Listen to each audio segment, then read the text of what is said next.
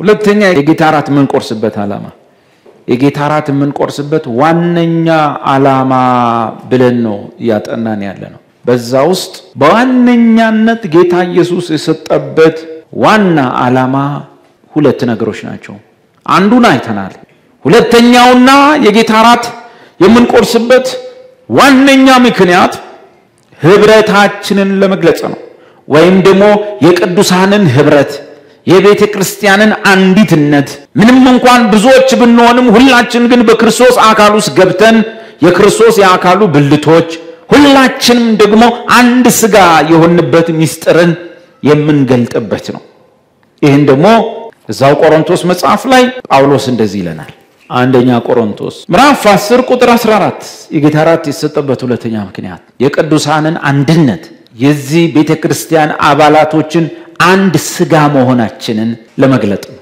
ሁላችንም በአንዱ መንፈስ ተጠምቀን አንድ አካል ውስጥ ገብተናል አንዱንም መንፈስ እየጠጣናለን ይህንን ህብረት ለመግለጥ የተሰጠ ነው በተለይ ይሄ ሁለተኛው ትርጉም ደግሞ ከአንድ ነገር እንድንጠበቅ ይረዳናል አንድ ጊዜ ኮሮና ሰሞን ቤተክርስቲያን እረፍት አደረገች ያን ጊዜ አንዳንድ ወንድሞች ለካ በየቤታቸው የጌታ ራት ፉት ማለት ጀምሮ ነበር ለምንድን ነው ሲባል አንድ ነገር አውቀዋል የጌታ ራት የሞቱ መታሰቢያ እንደሆነ አውቀዋል ሁለተኛውን ምክንያት ጳውሎስ የጻፈውን እሷን ዘለዋታል ማለት እጅግ ከመጠን ያለፈ አስገዳጅ ተአምር ካልተፈጠረ በቀር ሁሉም ሰው በየጓዳው የጌታ ራትን ላለማድረግ መጠንቀቅ አለበት ምክንያቱም የጌታ ራት የመለያ ምክንያት ሳይሆን የመሰብሰቢያና የአንድነት ምክንያት ለመለያ መጠቀም አንድ ወንድም ከኛ ጋር ጌታ ራት የሚቆርስ በማናውቀው ምክንያት ሄደ መሰለኝ ከዛ በኋላ ሲሄድ ከዛ በፊት ደግሞ ዝም ብለው ይሄዱ አሉ አንድ ሶስት ሰዎች ሰብስበው ምንድነው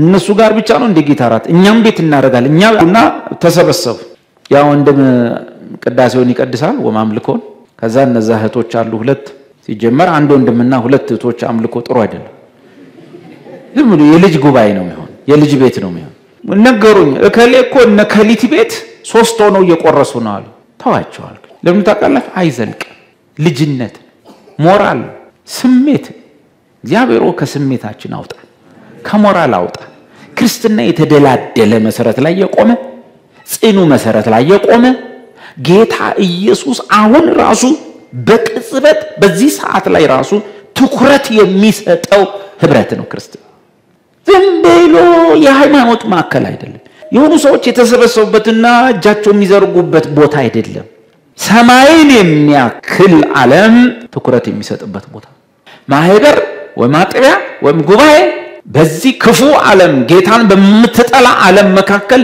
ምስክር የምትሆን ማህበር ነች ቤተክርስቲያን ዝም ብላ አይደለች ሁሉም ሂንዱ የሃይማኖት ተከታዮች አሉ ማንት አሉ እዛም ጋር አሉ እዚህ ጋር እንደዛ አይደለም እዚህ ጋር ስንሰበሰብ ዋናው ነው የሚመጣው ፓስተሩ አይደለም የሚመጣው ሸከናው አይደለም የሚመጣው ጳጳሱ አይደለም የሚመጣው ሐዋርያ ከለ አይደለም የሚመጣው መምህሩ የላይኛው የክብር ጌታ የህይወት ራስ እሱ ነው የሚመጣው የእግዚአብሔር ልጅ ነው መሐላችን ያለው ያ ብቻ አይደለም በማህበር መካከል ከመላእክት የተነሳ እንደዚህና እንደዚህ አይነት ሥርዓት ይኖር ከመላእክት የተነሳ ለምን ሰዎች ወደ ኢየሱስ ስም ሲሰበሰቡ እነማን ሁሉ መመልከት ይጀምራሉ አቤት የሰማይ ኃይላት ሁሉ ወደዛ ማህበር ያያሉ ጳውሎስ ይሄን ስለሚያቅ ሁሉም ስለሚያይ ማህበር በተሰበሰበ ጊዜ ሁሉ የሰማይ ኃይላት ወደዛ ማህበር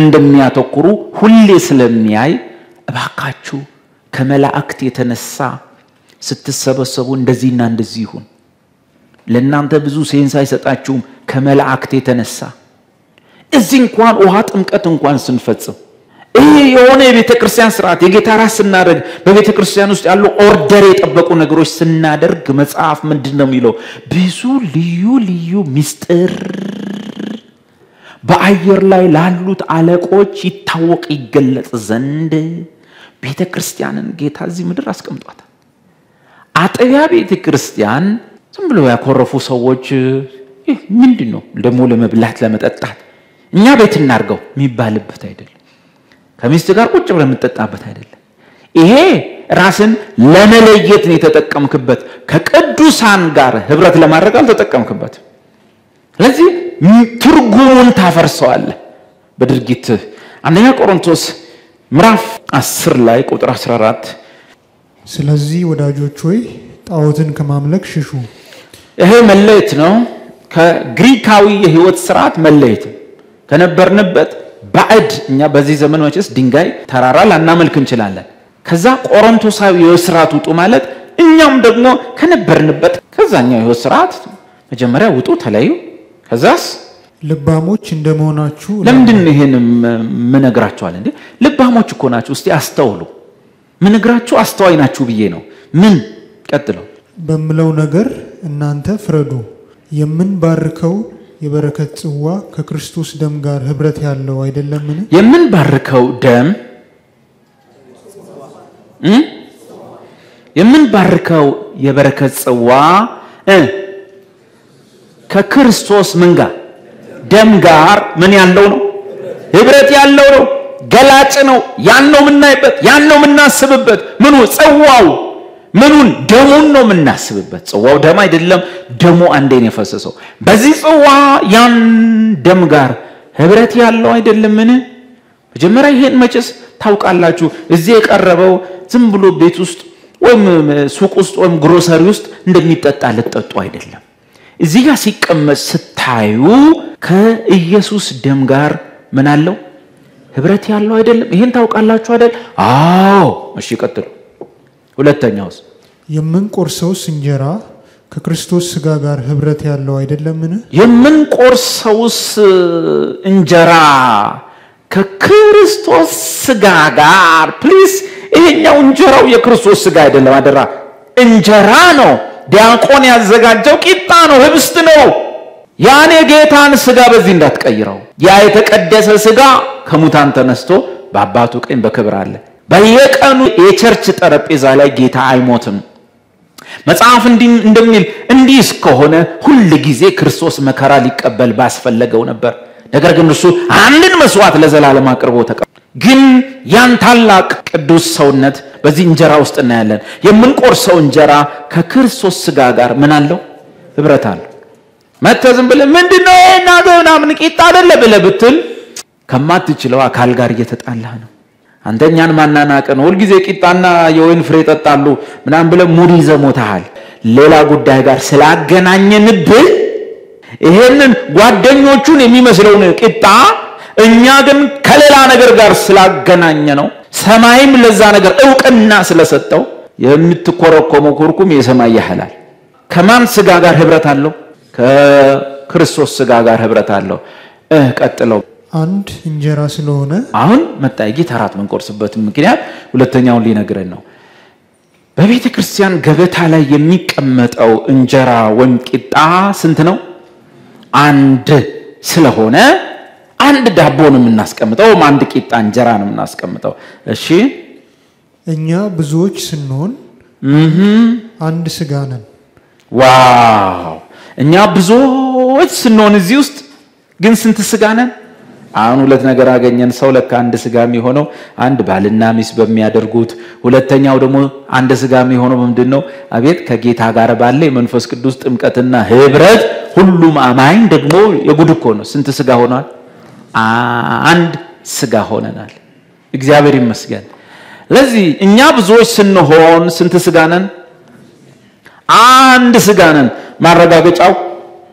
አንቡት ቀጥሎ ያለው ማረጋገጫው ምንድነው ማረጋገጫው ሁላችን ያን አንዱን እንጀራ እንካፈላለንና አየ በአንድ መኖሪያ ቤት ውስጥ ባለፈው እንዳልኳችሁ 8 ልጆች ቢኖሩ አንድ ቤት ውስጥ 8 ልጆች ቢኖሩ ስንት ዳቦ ይገዛል ለቁርስ እንደ ሰው ቸግሮት ካልሆነ በቀር 8 ልጅ ካለው ጧት ስንት ዳቦ ይገዛል 8 ዳቦ ይገዛል ያንዳንዱ አንዳንድ ዳቦ ይዞ ይበላል ማለት ምክንያቱም 8 ናቸው እሺ እንደዛ ነው ይገዛው ቁጥራቸው ብዙ ሲሆን ዳቦም ብዙ ይሆናል እኛ ግን ቁጥራችን ሲበዛ ቢውል ስንት እንጀራ ብቻ ይቀርባል አንድ እንጀራ ብቻ ይቀርባል ምንድነው ጌታ በዚህ ውስጥ የሚናገረው ነገር ከላይ ሳያችሁ ስንት ሰው ናችሁ አንድ ሰው ናችሁ የሁላችሁም መልክ ማን ነው ክርስቶስ ነው ስንት ሥጋ ናችሁ አንድ ሥጋ ይህንን የመሰለ በፍቅር ማሰሪያ የሚጠበቅ የመንፈስ ህብረት በቅዱስ ራት በጌታ ራት በማጽናት አንድነታችንን እንገልጣለን እናጸናለን እንጂ የጌታ ራትን በየሰፈር ለመቧደኝ ለመለያየት አንተም ከሚስት ጋር የሰፈር ሰው 3 ሆኖ እዛ ጓደኛው ምናን ከሆነ ይሄኛውን ንባብ ይረሳል ማለት ነው። ይሄ ጥቅስ የሌለው ራት ስለሚሆን ያው ጳውሎስ ስለዚህ አይጨነቅም። ምን ይላል? እንደዚህ አይነት ራቶች ሲኖሩ ምን ይላል? ይሄ የራሳችሁ ራት ነው፣ የጌታ አይደለም። የጌታ ራት ማለት ጌታ አእምሮ ውስጥ በዛ ነገር እንዲፈጸሙ የተፈለጉ ፕሮግራሞች ሐሳቦች አሉ። እነዛ ሲተገበሩበት የጌታ ሐሳብ ስለሆነ የጌታ ራት ይሆናል። እኛ ግን ወደ ፈለግነው ነገር ስንመራው የራሳችን ራት ሆኖ ቁጭ ይላል ማለት ነው። እንግዲህ ቁጥር 17 አንድ እንጀራ ስለሆነ እኛ ብዙዎች ስንሆን አንድ ሥጋ ነን፣ ሁላችን ያን አንዱን እንጀራ እንካፈላለንና። ለዚህ ማሳያ የብሉይ ኪዳን ጥላ ለዚህኛው ለቅዱስ ራት ጉባኤ ማብራሪያ ይሆነናል። ከብሉይ ኪዳን ወሰደ። ምን ብሎ? በሥጋ የሆነውን እስራኤልን ተመልከቱ። እስራኤል በሥጋ የሆነውን ወይም የአብርሃም የሥጋ ልጆች ሆኑትን እስራኤልን ተመልከቱ። ከነሱ እንደ ጥላና እንደ ምሳሌ አሁን የሚጠቀመንን የህብረት ትምህርት ሊነግረን ነው። በቅዱስ ራት በጌታ ራት የሚፈጸመውን ጌታ ሊፈጽም የሚፈልገው አሁን እዚህ ቤት ውስጥ ያለን ሰዎች ሰርች የምናደርገው እያጠናን ልንደርስበት የምንፈልገው የጌታን አእምሮ ነው። ጌታ አእምሮ ውስጥ ምንድነው የተቀመጠው? እሱን ካገኘንለት በዘመናችን ሙሉ የተባረክነን። መጥፎም የሆነው የሰዎች አእምሮ ውስጥ ያለው ነገር ስንፈልግና የሰዎች አእምሮ ውስጥ ያለው ነገር ዶክትሪን አድርገን ስንነጉር ነው። ቀደም እንዳልኳችሁ የጌታ ራት ለፈውስ ብቻ የሚጠቀም ቸርች ካለ የጌታ አእምሮ አልተገኘም፣ ኪሳራ ነው የሚሆነው። የጌታ ራትን ለፈውስ ብቻ ለሆነ ነገር የሚጠቀምበት ሰው ካለ አእምሮን አላገኘለትም የጌታ። ለዚህ ነው ጌታው ምንድነው የምትፈልገው? ሳውል እንዳለው ሲያንደባልለው ምንም ነገር አላለም፣ ብዙ ነገር አልዘባረቀም። አንተ ማን ነህ የምታሳድደኝ? የናዝሬቱ ኢየሱስ። ጌታ ሆይ ምን ላደርግ ትፈልጋለህ? ምን ላደርግ ነው የምትወደው? ምን አስጨነቀ? ብዙ ወሬ ከማውራት የራሱን ምኞትና ፍላጎት ማወቅ። ያወቅ ቀን ተገላገለ፣ መንገድ አጠረልህ ማለት ነው። የምን መዋተት ነው? የምን መንከራተት ነው? ምንድነው ሐሳብህ? በቃ በዓለም ላይ ባሉ ሰዎች አእምሮ ውስጥ ያለውን ሐሳብ ማወቅ ጥቅም የለውም። እኔ በአንተ ልብ ውስጥ የተሰወረውን እያወቅ እግዚአብሔር እንዲልሃል እያልኩ በጌታ ልብ ውስጥ ያለው ምኞት ከሳትኩ ምን ያደርጋል? አሁን ነግሮናል። ከናንተ ጋር ይህን እንጀራ ልቆርስ ከብዙ ጊዜ ጀምሮ መኝ ነበር አለ ጌታ። ምኞቱን ካወቅኩለት መንቃት አለብኝ። አሁን ምሳሌ ሰጠን። ድሮ እንኳን በሥጋ የእግዚአብሔር ሕዝብ የነበረውን የአብርሃም ልጅ የነበረውን እስራኤልን ተመልከቱ። መስዋዕቱን የሚበሉ የመሰዊያው ማህበረተኞች አይደሉምን? አየህ፣ ከአንድ ገበታ ስንበላ አንድ ነገር ይነግረናል። የምንቆርሰው ሰዎች ሁሉ የዛ መስዋዕት ምኖች ነን፣ ማህበረተኞች ነን ማለት። ስለዚህ ተገንጣይ ማህበረተኛ ሊኖራችን ባልና ሚስት ቤታቸው ቁጭ ብለው የሚበሉት ቁርስ አይደለም ማለት። አንዳንዱማ ብቻው ሀብትሽ የሆነ ቤት ሄዶ አረፈ። አንድ ጊዜ የሆነ ቤት ሄዶ ተኛ። ጓደኛውን የድሮ ጓደኛውን ትምህርት ቤት ከዛ ተኛዋል። ጠዋት ሶፋይ ላይ ያለው ቀሰቀሰኛ ለሰውየው ሀብትሽ ተነሳለኝ እንስል የጌታ ራት አትወስድም አለ። በተኛውበት አለ ጌታ ይገስጽ አልኩት አለ። ምን ከመሰለ እንቅልፍ ይቀስቅሱኝ ኢጣና እጅን መታከል ቆርኪ ነገር ይዞ መጥቶ ሀብትሽ ወድቀን ነው አለ። ተነስ እንዝሎ የጌታ ራት ጌታ ይገስጽ አልኩት። ለካ ሼልፍ ውስጥ አስቀምጦ ብራዘር አንድ ወይን በዋቅጥኖ ቁጭ አርጎልሃል።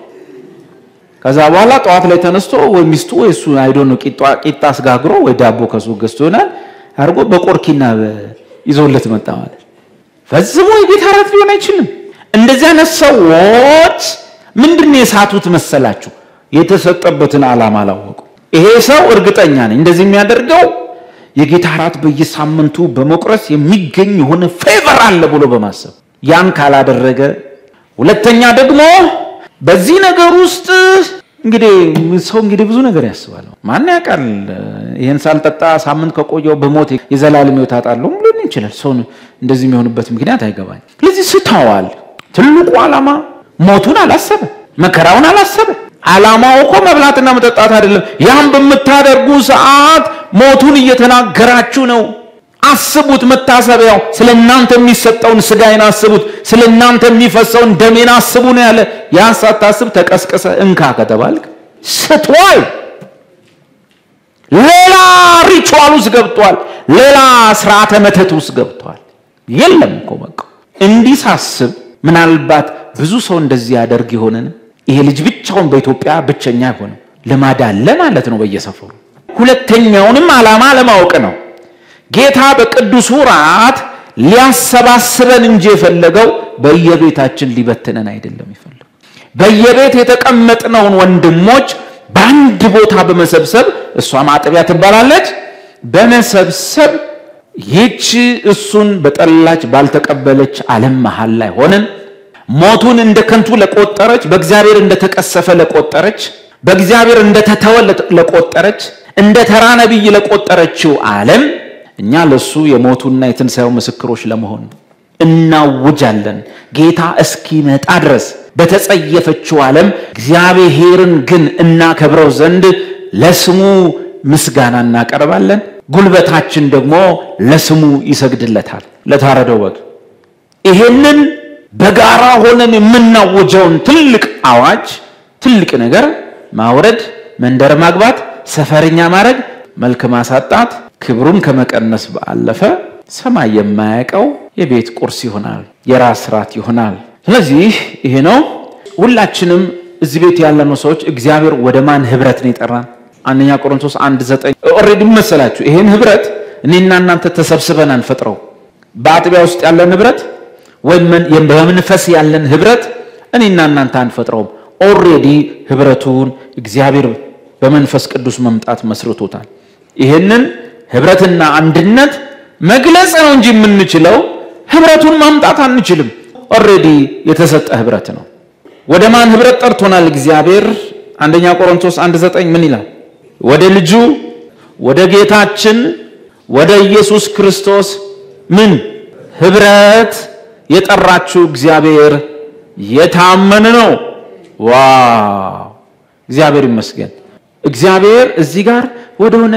ቸርች ወደሆነ ታፔላ አይደለም ይሰበሰበን ወደ ማን ነው አቤት ወደ ልጁ ወደ ኢየሱስ ይህ ህብረት የማን ህብረት ነው የኢየሱስ ክርስቶስ ማህበር ነው ወደ ልጁ ወደ ኢየሱስ ክርስቶስ ህብረት ጠርቶናል ይህ ህብረት ኦሬዲ ተመሰረተ ነው እርስ በርሳችን ህብረት አለን ዮሐንስ 11:52 ስለ እስራኤል ብቻ አይደለም ህዝቡ የሚለው እስራኤልን ነው ስለ ህዝቡም ሁሉ አይደለም ነገር ግን የተበተኑትን የእግዚአብሔርን ልጆች ደግሞ በምን እንዲሰበስባቸው ነው ምኞቱ አቤት በአንድነት እንዲሰበስባቸው የጌታ ምኞት በአንድነት መሰብሰብ እስራኤሎች እኛን በሚጸየፉም ኢየሱስን በሚቃወሙበት በዛ ሰዓት ላይ ጌታ እውነት እላችኋለሁ ብዙዎች ማለት እነ ዳዊት እነ ተሾመ እነ አስቴር እነ ከሌ ከቻይናውም ከጥቁሩም ከሁሉ ብዙዎች ከሰሜን ከደቡብ ከምስራቅ ከምዕራብ ይመጣሉ በእግዚአብሔር መንግስት ውስጥ ከአብርሃም ከይስሐቅ ከያዕቆብ ጋር በማዕድ አብረው ይቀመጣሉ ስለዚህ ፍላጎቱ ምንድነው መበተን ነው መሰብሰብ እና መጠንቀቅ ነው የጌታ ምኞቱ ቅዱሳንን መሰብሰብ የጠላት ምኞቱ ቅዱሳንን መበተን የጌታ ዓላማ የእግዚአብሔርን ልጆች በአንድነት መሰብሰብ ነው የእግዚአብሔር ፍላጎት ወደ ልጅ ወደ ኢየሱስ ክርስቶስ ህብረት መሰብሰብ ነው አንድ እንጀራ ገብቶ ብዙዎች ሳለን አንድ ስጋ ሆነ እንድንጠራ ይሄን ምንገልጥበት ነገር ቅዱስ ሥርዓት ነው እኔም አንተም አንቺም ሁላችንም አንድ ስጋ መሆናችንን ምንገልጥበት ስብከት አይደለም መዝሙር አይደለም አንድ ነን አንላይ ምናምን አይደለም የጌታ እራት ነው ወይ እንደሌሎቹ ከአጥቢያ ቤተክርስቲያን ወጥቶ ለወንድማችን በኩባያና በፌስታል ተደርጎ አይላክለት ዓላማውን ግቡን ይስታል አንዳንዱ እኮ እንደዛም ይላል ስትመጣ ጌታ ራት ይዘህልኝና የሚለው በቃ የሆነ ቂጣ ውስጥ የሆነ ነገር አለ የሆነ ሚራክል የሆነ አስማት አለ ብሎ የሚያምኑ ማለት ጽዋ ውስጥ የሆነ ነገርም አለ ቢዝነሱ የተናጋ ቢዝነሱን ያስባል ጤናው የተናጋ ጤናውን እያሰበ ኖ ወገኖቼ እንደሱ አይደለም። ዓላማው ማሰብ ማሰላሰል ነው። በዚህ ማሰላሰል በመዝሙር በዜማ መጽሐፍቶችን በማንበብ ያን መከራና ስቃይ ማሰብ ነው። በነገራችን ላይ ስንደርስበት እናየዋለን። አንዳንድ ሰዎች እኛ የጌታ ራስ ስንቆርስ እናያለን። የጌታ ራስ ስንቆርስ ለምሳሌ እኛ ጋር የጌታ ራትን ማሰብ ምን ጀምረው ሞቱን ማሰብ ምን ጀምረው ጠዋት 4 ሰዓት ላይ 4 ሰዓት ጀምሮ እናስብና ወደ 5 ሰዓት ላይ እንቆርሳለን። ዘመን በዛ ዙሪያ አሰላስለን ጥቅሶች ተነበው ወዘተ 5 ሰዓት ላይ እንቆርሳለን። የሚገርማችሁ ነገር 5 ሰዓት እዚህ ግቢ ሲደርሱ ምናያቸው ወንድሞች አሉ እህቶች አሉ። 5 ሰዓት ላይ እኛ ልንቆርስ እንድንመጣና እነ ቴዲ በዛ ሲሄዱ ቴዲ ና ማለት ምንድነው? እንዲህ ስለበላ ምን ይፈጠራል? ስለጠጣ ምን ይፈጠራል? ግቡን አልመታም። ዓላማው መቁረስና መጠጣት ሳይሆን ዓላማው በዛ ማሰላሰል ነው። ስናሰላስል የለህም፣ ስናነብ የለህም፣ ስንጸልይ የለህም፣ መዝሙራት ሲነበቡ የለህም፣ ሐዲሳት ሲነበቡ የለህም። ለምን ፈለገው ቂጣውን ታዲያ? አየህ ቂጣ ውስጥ የሆነ ነገር አለ፣ ስበላው የሆነ ነገር ይሆናል ብለህ አስባል። ይሄ ነው ሪቹዋል የሚባለው። ይሄ ነው እኔ የተቀደሰ ራት የሆነ ሚራክል አለ የሆነ አስማት አለው አይነት ነገር ማሰብ ይሄ ነው። ኖ ስትበላውም ቂጣ ነው፣ ስትጠጣውም ጽዋ ነው። እንጀራውን ነው የምትበላው፣ ጽዋውን ነው የምትጠጣው።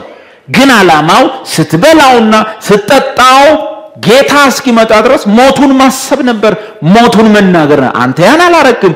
ታዲያ ምን ይጠቅምሃል?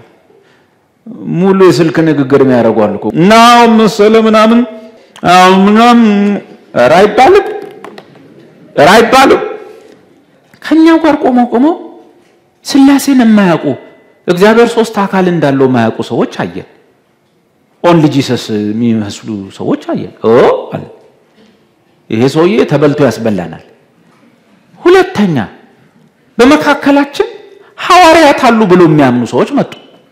እነማን ስላቸው እስራኤል ዳንሳ የሚሉ ጉደኞች መጡ። ይሄን ሁሉ ጥቅስ እያሳዩ ማህላችን ዶክትሪን ይሄንን የክርስቶስን ትምህርት መዋጥ ለበሽታቸው ኪኒን ሲውጡ እንደሚመራቸው ሰዎች ሆነባቸው። ከነበሽታዬ ብኖር ይሻላል አሉ። ጥቅስ አትስጠኝ በጭፍና ምናለው አሉ።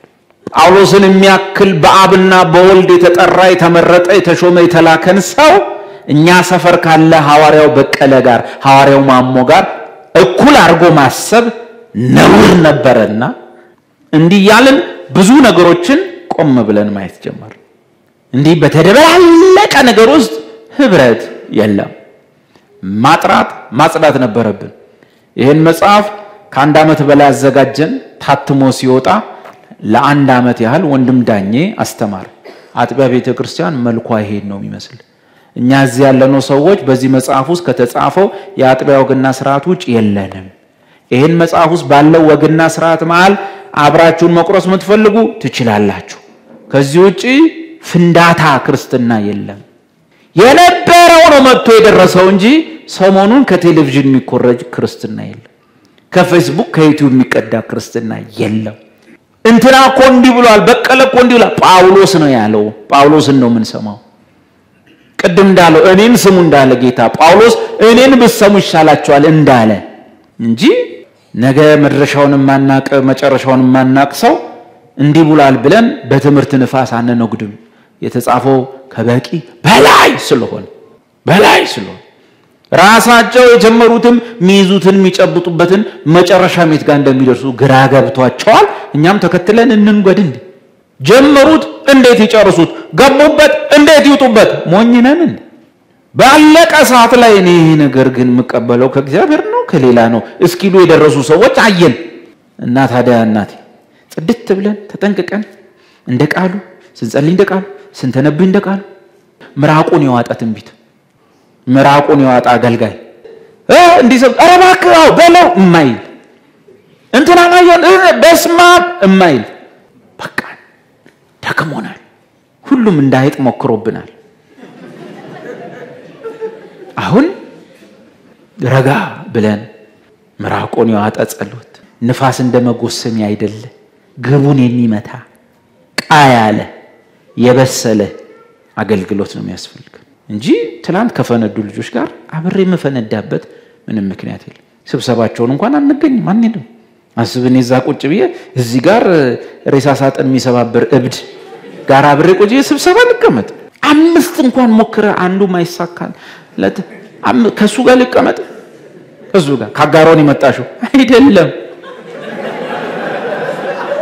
ሁለተኛ ሚስት ነች አረ የመጀመሪያ ነች 5 እንኳን ብለ አንዱን አረ በምንም አይነት ሁኔታ ማአት ነገሮች ይመጡልኛል አላወራም ለመሰለ እንደ ከሶስቱ ባንዱ በፎርሽስ ውጪ ምራቀን ውጪ አብስየው ባሽሙር አስተላልፈዋለሁ እንጂ ቀጥታ አላስ ሞኛ አይደለም አንተንም አላስተናክልም ራስህም እድ በመሃል ማለት አይደለ እንደዚህ ነው ሃሪስ ተሸነፈ ትራምፕ ያሸንፍ ተላለ እንጂ ትራምፕ ያሸንፋል አትልም በዚህ ዘመን አለበለዚያ እናቴ አይታወቅም የአሜሪካ ህዝብ ተንኮለኛ ከዛ በኋላ ዴቭኮ አንዴ እንዴ ብሎ ልትል ነው ተጠንቅቅ እዚህ ቅዱስ መጽሐፍ ላይ ነው ሰውየው የተናገረው ነገር የሚገባቸው ቆይቶ አንተ እንዲያለው እኮ ይሄ ነው ይሄው ተፈጸመ ይባላል እንጂ እንደወረደ እንዲላል ካልክ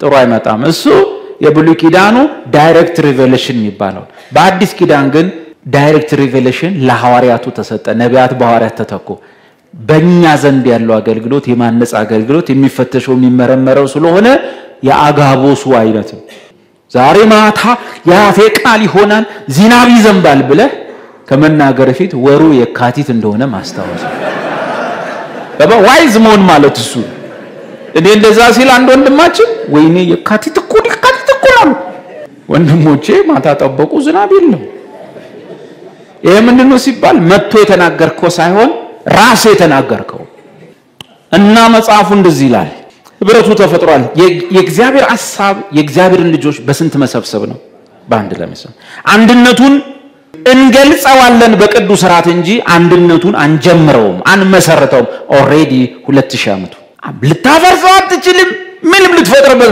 ኦሬዲ ተመስርቷል ያለ አማራጭ ያን በጌታ ዋጋ የተጀመረን ህብረት በቅዱስ ራት ማጽናትና ለእግዚአብሔር ምስጋና መስጠት እግዚአብሔር ሆይ ወደዚህ ህብረት ስለጠራኝ አመሰግናለሁ ይላል በመንፈስ ቅዱስ መውረድ ተመስርቷል አንደኛ ቆሮንቶስ 12 ቁጥር 13 አይሁድ ብንሆን የግሪክ ሰዎች ብንሆን ባሪያ ጨዋ ብንሆን ሁላችን አንድ አካል እንሆን ዘንድ በአንድ መንፈስ ተጠምቀናል ከአንዱም መንፈስ ጠጥተናል ይሄንን ህብረት ለመግለጥ አንዱን እንጀራ እየቆረስን አንዱን ጽዋ እየተካፈልን የጌታን ራትን ቆርሳለን በዚህ ውስጥ የምትረዱት ከዚህ በፊትም እንዳልኩት እግዚአብሔር ምን ያያል ይመስላችኋል እስቲ ሰብሰብ ስንል 2-3 ሆናችሁ በስሜ ሰብሰቡ እኔ በመካከላችሁ ሆናለሁ አይደል በውስጣችን ያለው ጌታ በየቀኑ ለርስትና ለውርስ ለክብር በውስጣችን ያለው ጌታ ለህብረት ደግሞ በመካከላችን ይሆናል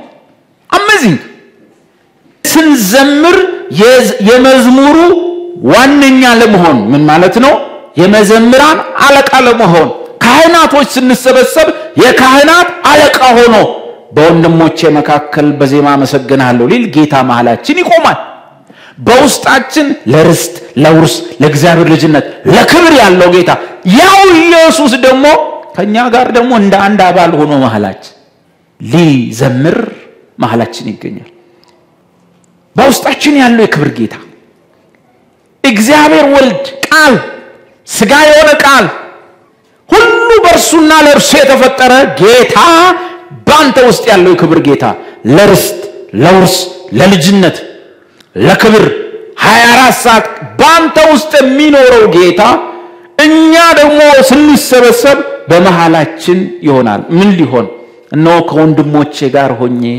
በማህበር መካከል አባቱ እኔም በዜማ አመሰግናለሁ እና ስንሰበሰብለት ሰማይ ባየር ላይ ያሉ ኃይላትና ስልጣናት እንዲሁም ቅዱሳን መላእክት ምን የሚያዩ መስላችሁ መሐላችን የክብር ጌታ ሆኖ ሲያዩት ምን ይታያቸዋል ልክ ይው መሐላችን ጌታ አለ እኛም ተሰብስበናል አብረን ራቱን ስንበላ በሰማይ ያሉ ኃይላት ትልቅ ነገር ነው ምስክርነቱ ምን ከርሱ ጋር የሚመጣ የወደፊት ሕይወት አለ።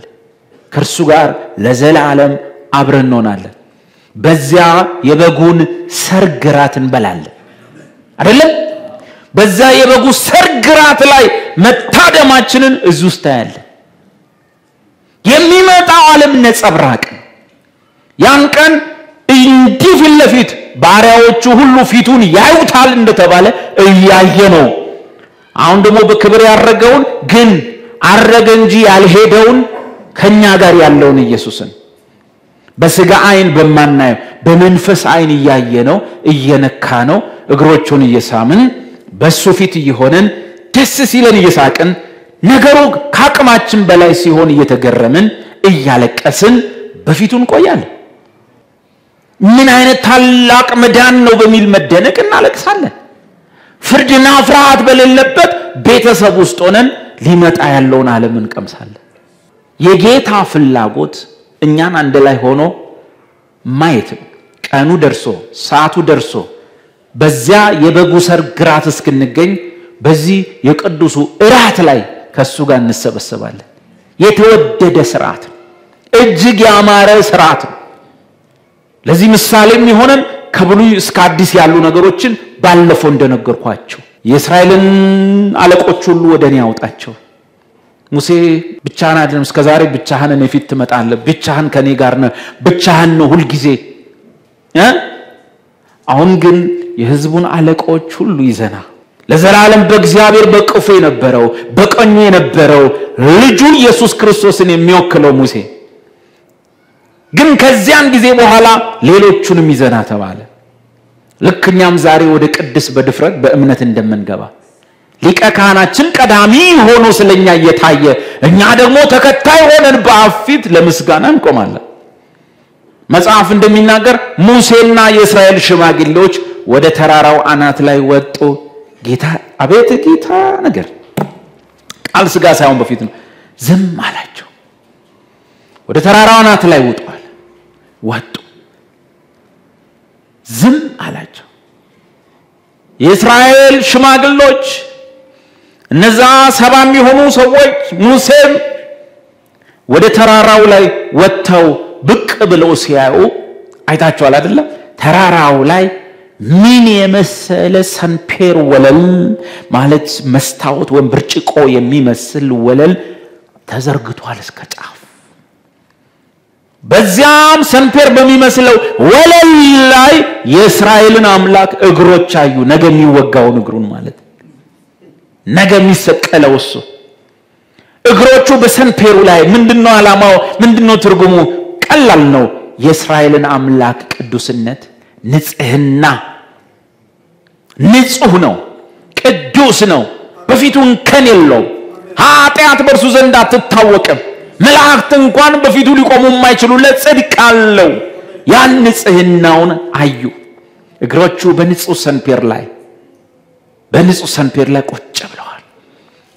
እስራኤል አምላክ እንደሌላው ቀን መለከትም አላስነፋም፣ አላስደነገጣቸውም፣ ከአካባቢው ድራሻቸው አልጠፋም። ታገሳቸው፣ ዝም አላቸው። በፊቴ ብሉ አላቸው።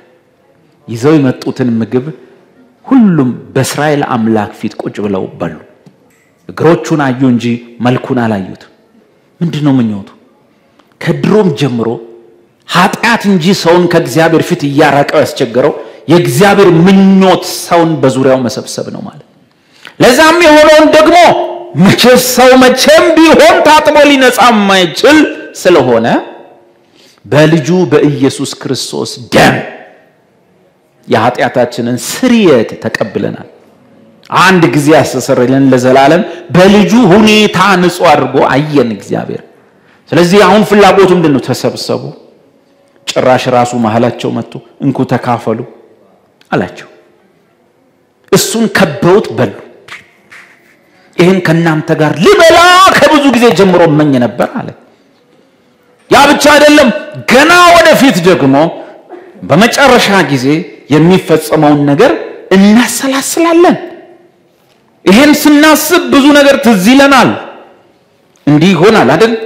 ራእይ መጽሐፍ ምዕራፍ 19 ላይ እንደዚህ ይላል።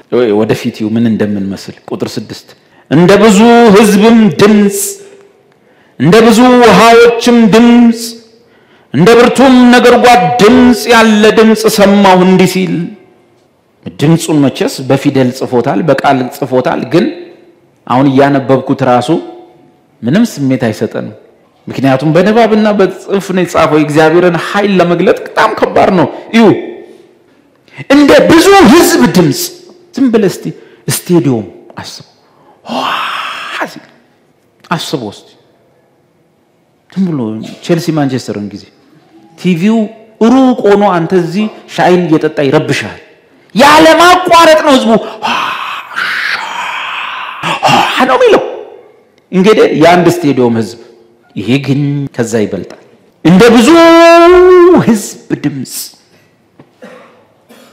እንደ ብዙ ውሃዎች ድምጽ ናያጋራ ቪክቶሪያ ባቆሟ አወቱ ፏፏቴ በዓለማት ያሉ ፏፏቴዎች አንዴ ሲወርዱ ድምጻቸውን ማሰብ አናውቅ ቪክቶሪያ ሌክ ፏፏቴው 42 ኪሎ ሜትር ድምጹ ይሰማል አጋሮ ላይ የፈሰሰ ጂማ ይሰማል ሲል ቪክቶሪያ ሌክ እንደ ብዙ ውሃዎች ድምጽ አቤት ሰማይ ከምን ስንሄድ ማናቀው ነገር እንደ ብርቱ ነጎድጓድም ድምጽ ነጎድጓድ ሳም ብርቱ ነጎድጓድ ታቃለ እኛ ነጎድጓድ ራሱ አንዴ ከከከከከ ሲያረገም እንዴ በኢየሱስ በስመ አብ ወልድ ሳሊለነ ቅዱስ ሁሉም እንደያማኑት ቢስሚላህ ይላል እውነት ውሸት ይሄ ግን ነጎድጓድ አይደለም ብርቱ ነጎድጓድ ድምጽ ሰማው እንዲህ ሲል ለዚህ ነው መጽሐፍ ቅዱስ ውስጥ መመሰጥ የሚያስፈልግ ቅድም ሳነበው ምንም ስሜት የለው እንደ ብርቱ ነጎድጓድ ድምጽ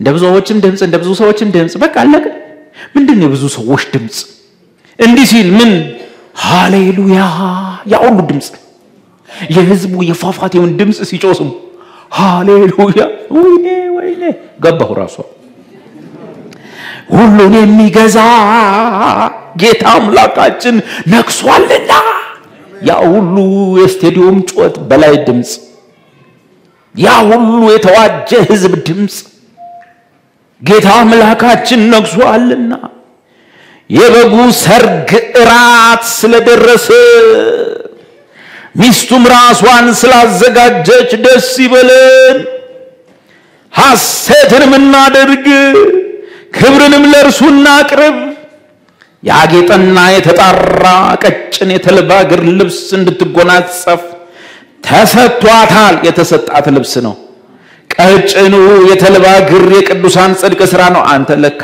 ምን ሰራው መልካም ሥራ ራሱ ከሱ የተሰጠን ነው እርሱም ወደ በጉ ሰርግ ራት የተጠሩ ብፁዓን ናቸው እዚህ እኮ ኤክሰርሳይዝ እናደርግ ነበር እዚህ እኮ ኤክሰርሳይዝ እያደረግን የቆየ የበጉ ሰርግ ራት የተጠሩ ብፁዓን ናቸው ብለህ ጻፋለህ ሃሌሉያ እና ሲጀመርም ሲያልቅም የጌታ ፍላጎት እኛን መሰብሰብ ነው በሱ ቅዱስ ራት ዙሪያ መሰብሰብ ያ ቀን እስኪደርስ አሁን ያነበብኩላችሁ ወደ ፍጻሜው እስኪመጣ በዚህ የሚደክም ስጋ ውስጥ ሆነን በዚህ ተስፋ የሚቆርጥ የቀንና የሌሊት ምልልስ የውሎ የኑሮ ግብግብ ውስጥ ሆነን እንዴትም ብለን ተጨናንቀን መተን ግን ማይቀረውን የወደፊት ራት አሁን እናስባለን የማይቀርልን ግብዣ አለ በዚያ ላይ መታደማችንን እያሰላሰልን እያስታወስን አእምሮአችንን እናድሳለን ይሄ መከራችንን የሚያበላንን ዓለም ለተወሰነ ጊዜ እንረሳለን እናውጃለን አዎ መከራ ውስጥ ነኝ አዎ ፈተና አለብኝ አዎ በኑሮዬ አዎ በትዳሬ አዎ በስራዬ አዎ በብዙ ነገር አሁን ባለው ነገር በሁኔታዎች ብዙ ችግር አለብኝ ግን አንድ ቀን ከበጉ ጋር እራት እስከበላ በዚያ ይሄንን ያሰብኩ ቆያለሁ ለዚያ ሰርግ ራት ያበቃኝን ስቃዩን መከራውን አስባለሁ በዚህች ቅጽበት ውስጥ በዙሪያችን ያለውን እንረሳለን እንዲህ ያረግን ሪፍሬሽ ያረግን ሪማይንድ ያረግን እሱም በመትጠላው ዓለም ላይ የታረደውን በግ ያወደስን ለአባቱም ፍቅር ምላሽ እየሰጠን ቅዱሱን ራት እናደርጋለን የተወደደ ሥርዓት ጌታ የሚፈልገው ሥርዓት ነው ቅዱስ ቁርባን የምትቆርቡ ቆራቢ አባላት ወደፊት ለፊት ነው ማትቆርቡ ወጡ አይባልም ለሁሉም ነው የሞተው ሁሉም ነው የበጉ ሰርግ ራት ላይ ተጠራው በዚህ አጋጣሚ ይሄን የመሰለ ቅዱስ ሥርዓት ለምን እራት ተባለ የተባለበት ምክንያት ግልጽ ነው። ምን ቆርሰው ጠዋት ነው። እኛ እንግዲህ ሲታይ እንደቀደሙት ዘመን ሰዎች ማታም ላይ አልቆረስ ነው። እነሱ ቀዳሚ ሰንበትን ቀን መስራት ስለማይችሉ ተቀምጠው ይውላሉ። ከዚያ በኋላ በምሽቱ ይቆርሳሉ። ይሁን እሱን ሌላ ጊዜ ልናየው እንችላለን። ጥያቄና መልስ ላይ መልሰዋለሁ። ይሁንና ምን ቆርሰው ማለዳ 4 ሰዓት ነው እዚህ ቤት ውስጥ። ታዲያ የጌታ ቁርስ አንለውም ወይ? የጌታ እራት ምን አስባለ? እራት ለምን ይለው? እዛ ሰማይ ይመሻል እንዴ? በዚያ ጨለማ የለም። በዚያ በመለወጥ የሚደረግ ጥላ እንኳን የለም። እሱ የጽድቅ ፀሐይ ነው። በዚያ አይመሽም። በጉና በዙፋኑ ላይ የተቀመጠው አብ ለከተማይቱ ብርሃን ናቸው። ታዲያ በዚያ ብርሃን ውስጥ በዚያ የጽድቅ ዓለም ውስጥ በዚያ በማይመሽ በዛ የሥርዓት ውስጥ ለምን የበጉ ሰርግ እዛ የታደምነው መታደም እራት ተባለ? በጠራራ ብርሃን በጠራራ ፀሐይ አላልኩም። በዚያ ፀሐይ የለም። በጠራራ ብርሃን እራት መብላት ምን ይሉታል? ምሳ ለምን አይለው? ለምን እራት አለው? ግልጽ ነው መልሱ። መጽሐፍ ውስጥ እራት ማለት ይወዳል። ምንድነው ዓላማው? አቤት ከራት በኋላ ስራ የለም። ከራት በኋላ ልፋት የለም። ከራት በኋላ ስጋት የለም። ከራት በኋላ ሌባ እንኳን እንዳለ ብታውቅ እንቅልፍ ይወስዳል። ለጥ ነው፣ ሰላም ነው፣ እረፍት ነው። በእራቱ የሚታደም ሰው ሁሉ ከፊት ለፊቱ ምን አለው? የማያልቅ የዘላለም ሰላም፣ እረፍት። ለቅሶ የለም፣ እንባ የለም፣ ድንኳን አይተከልም፣ ጥሩምባ አይነፋም። በር በተንኳኳ ቁጥር እነማን መጡ ብላ አሰጋ። እዚህ ኖርኮን የሚያስረሳ ፊት ለፊት አለ። ሊመጣ ካለው ክብር ጋር በእኛም ላይ ሊገለጥ ካለው ክብር ጋር ስናስተያየው እዚህ ምድር ላይ የከፈልነው ዋጋ ያጣነው ነገር ምንም እንደሆነ ምናስብበት የወስራት ይመጣል። ለዛ የሚሆነው ሁሉ ተከፍሏል። ክብር፣ ምስጋና፣ አምልኮ፣ ባለጠግነት፣ በረከት ለታረደው በግ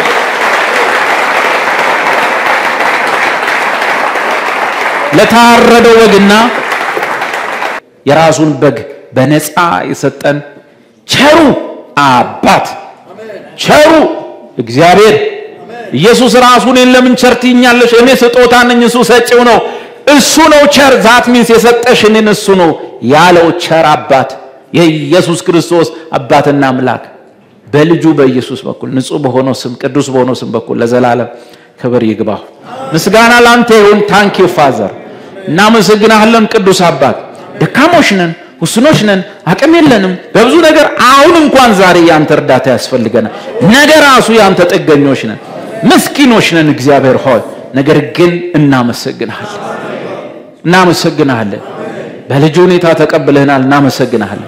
ብዙ ጥያቄ አለን፣ ብዙ ድካም አለን፣ ብዙ መሰነካከል አለ፣ ብዙ ውጣ ውረድ አለ፣ ብዙ ግራ የገባን ነገር አለ፣ ብዙ ያልተመለሰ አለ፣ ብዙ የቀናልን አለ፣ ብዙ ያልቀናልን አለ፣ የያዝነው አለ፣ የለቀቅነው አለ፣ የሰጠህን አለ፣ የነሳህን አለ።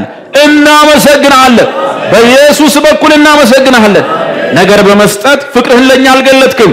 አንድያ ልጅን በመስጠት ለኛ ያለህን የራስን ፍቅር ገልጠሃልና በፍቅር አናማህም። ተመስገን። ለኛ ባለ ፍቅር አንጠረጥርህም። እናመሰግናለን። ለኛ ባለ መውደድ ግራ አይገባንም። እናከብርሃለን። የኢየሱስ አባት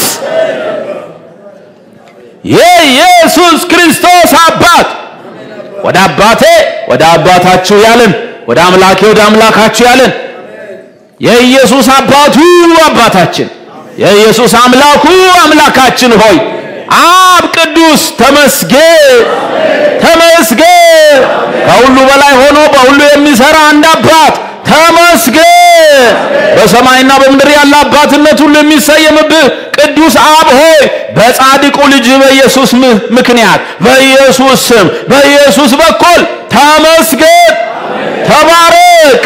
ስም ብሩክ ይሁን። እንሰግድልሃለን፣ እንበረከክልሃለን፣ እንገዛልሃለን። አባት ሆይ ተመስገን። የዘላለምን ስሬት የሰጠህን ለገዛ ልጅ ያራራህለት ስለ ሁላችን አሳልፎ የሰጠህን እግዚአብሔር ሆይ ደግሞ በአንተ እንመካለን። መዳናችን ብቻ አይደለም ባዳንከን በአንተ ደግሞ እንመካለን። ተባረክ የኢየሱስ አባት በዙፋኑ ላይ የተቀመጥከው ቅዱስ አምላክ ተመስገን በዙፋኑ ፊት የቆምከው የታረድከው በግ የናዝሬቱ ኢየሱስ የሕያው እግዚአብሔር ልጅ ከአብ ጋር የነበርክ ወልድ ከእግዚአብሔር ዘንድ የነበርክ ቃል ተመስገን በኢየሱስ ስም እግዚአብሔር ሆይ እናመሰግንሃለን ይህን ታላቅ አምላክ ይህን ታላቅ ልጁን በማሰብ በማሰላሰል ላላችሁ በዚህ ትልቅ አምላክና በታላቁ ልጁ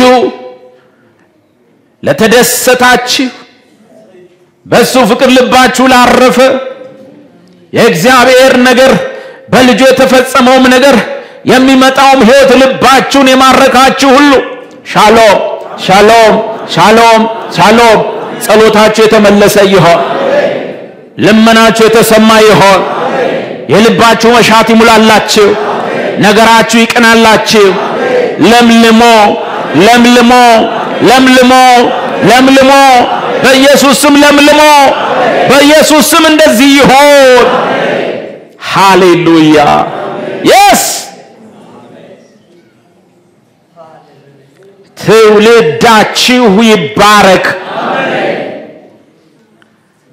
ትውልዳችሁ በአየር ላይ ካለው አለቃ አይን የተሰወረ ነው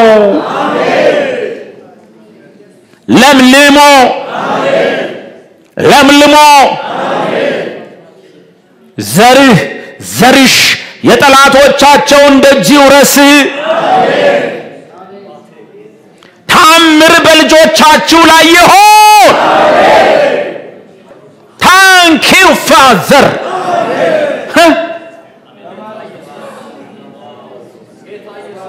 እግዚአብሔር ሆይ ሕያው አምላክ ነው የምናመልከው የሚሰራ የሰራን አምላክ አምላክ ሆይ ተመስገን በኢየሱስ በኢየሱስ ስም በልጆቻችሁ ተባረኩ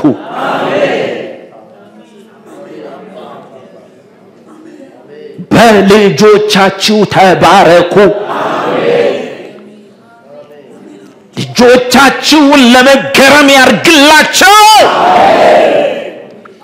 ግልጽ የሆነ እርዳታ ግልጽ የሆነ የአምላክ እርዳታ የወለዳችኋቸውን ያገኛቸው በኢየሱስ ስም ይሁን yes thank you አባቴ አባ ሕያው አምላክ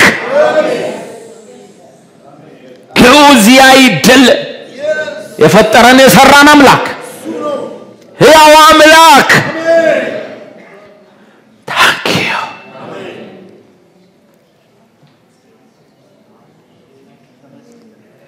ይባረኩ ልጆቻችሁ ይባረኩ ለመገረም የእግዚአብሔርን እርዳታ ፊት ለፊት ለማየት ይሁንላችሁ yes አምናለሁ አውቃለሁ እግዚአብሔር ሆይ የልጆቻቸውን ሰላም አብዛ የልጆቻቸውን ደስታ በአይኔ አሳየኝ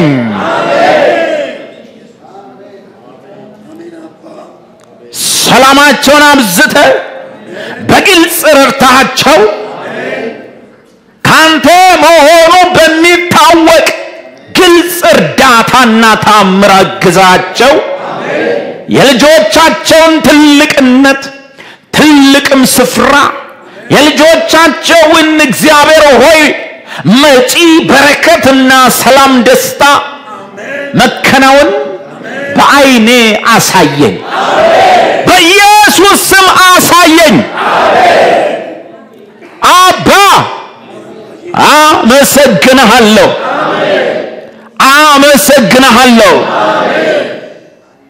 እኛ እንዲያርግ ሳንል ልጆቻችንን በአየር ላይ ካለው አለቃ ፈቃድ ከክፉም ወጊ አይኖች ሰውረሃልና ደብቀሃልና አመሰግናለሁ።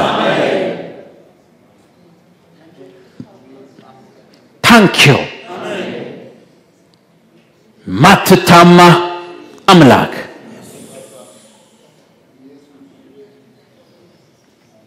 ልዑል ሆይ ሁልጊዜም ቸር ነህ፣ ሁልጊዜም መልካም ብቻ ነህ።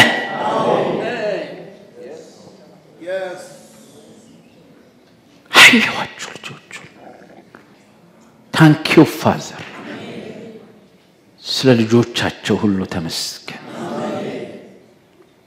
ድንቅ ድንቅ የሆነ ግልጽ የሆነ የእግዚአብሔር እርዳታ በልጆቻችሁ ላይ ነው። እውነት እውነት እላችኋለሁ አውሎ ነፋሱ የሚወረወረው ድንጋዩ እንጨቱ ሁሉ የሚቆራረጠው ነገር ሁሉ ነፋሱ አውሎ ነፋሱ የሚያበረው ፊትን ሰውነትን ቆዳን የሚሸረካከተው የትኛውም የመንፈስ ዓለም ጥቃት ሁሉ ልጆቻችሁ በዛ ውስጥ ፊታቸውን ቀና አርገው ደረታቸውን ነፍተው ይወጣሉ ይገባሉ። አያገኛቸውም።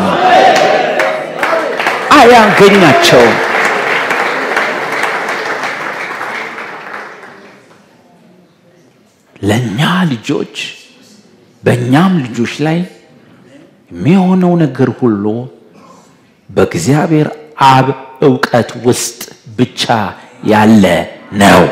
ስለ ዕውቀት አመሰግናለሁ።